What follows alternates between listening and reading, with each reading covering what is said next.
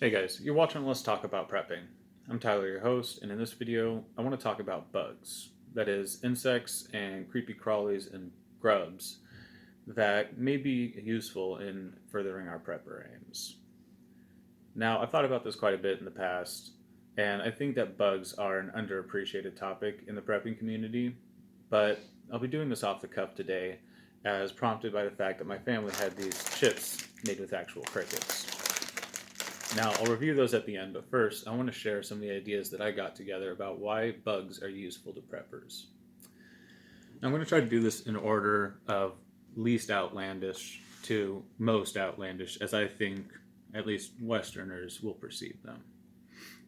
So, probably the most common day application that a lot of preppers and sustainable living individuals put insects to is beekeeping. That is, keeping bees around and eating their honey.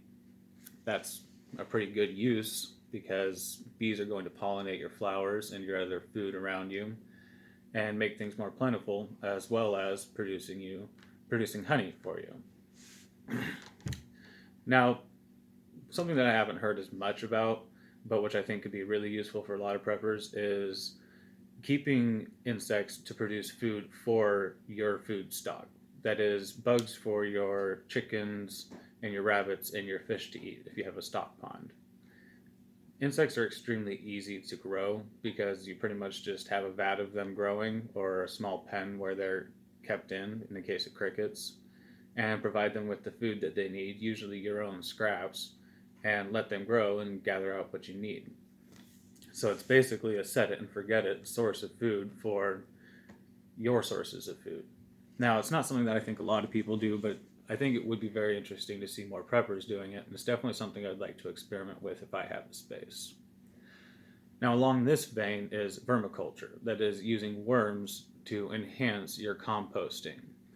Now, this is extremely useful because worms produce a lot of nutrient rich soil and worm tea, which is just something that you spread on your garden to increase the nutrients in it.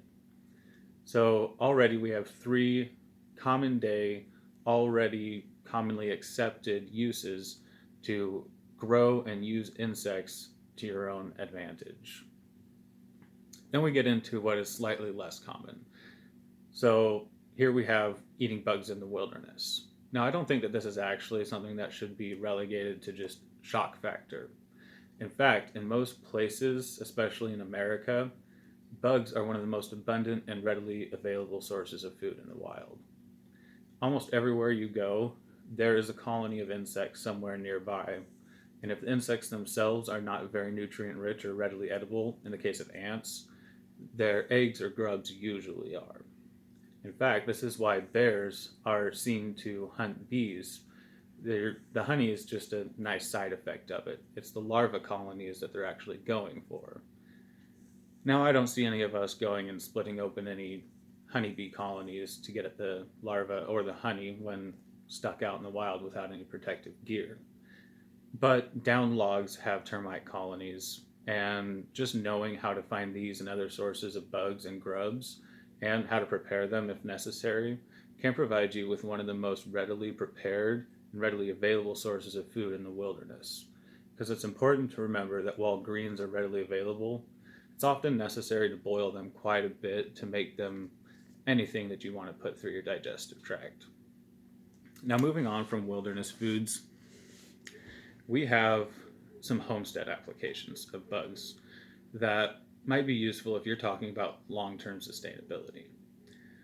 Now, one of the first ones that's maybe not too offensive to most would be getting rid of waste. Now, these would be bugs that would help you get rid of scrap food from carcasses, not unlike the beetles that are used to clean skulls in producing trophies nowadays.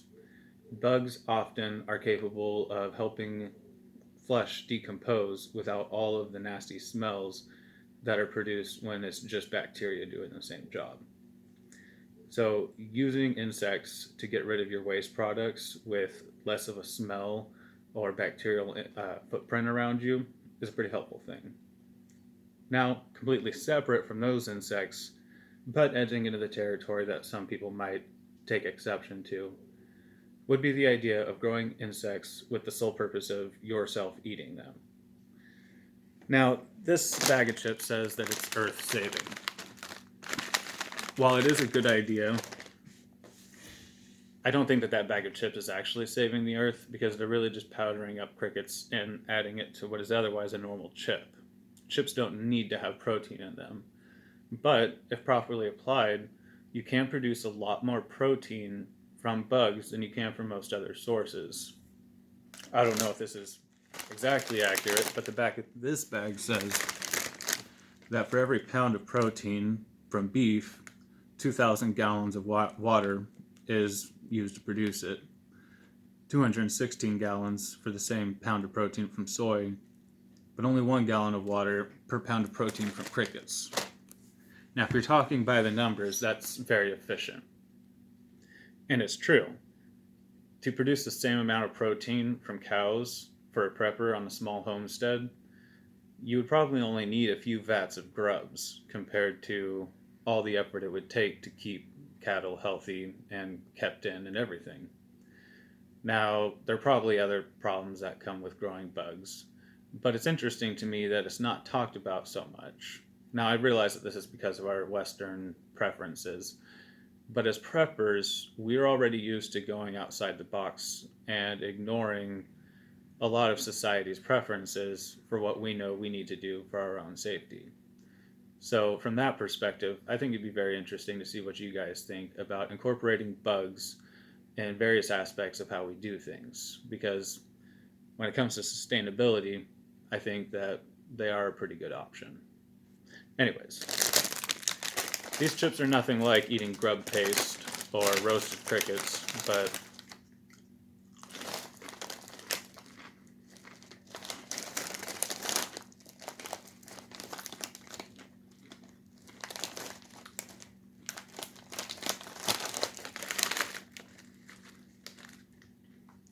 pretty much what it says. Barbecue chip. It does have a little bit of a nutty flavor, which is what it says the protein is supposed to taste like. But as you can imagine, these are processed well enough that you're not going to be able to notice anything out of the norm from any kind of grain chip. Anyways, I'll show you the back of that bag for a second.